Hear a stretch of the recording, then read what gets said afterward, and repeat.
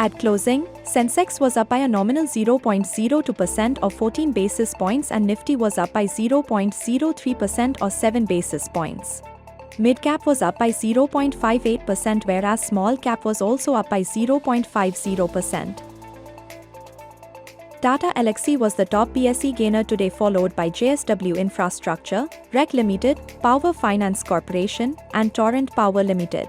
On the flip side, Syngene International saw the highest decline, followed by Cummins India, Policy Bazaar, Titan, and Marico.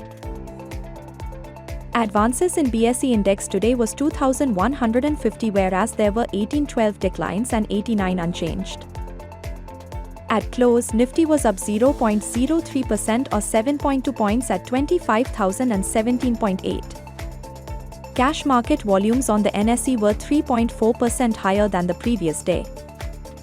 Broad market indices rose more than the Nifty even as the advanced decline ratio remained firm at 1.25:1. Nifty could now take support from 24,850 while 25130 could offer resistance.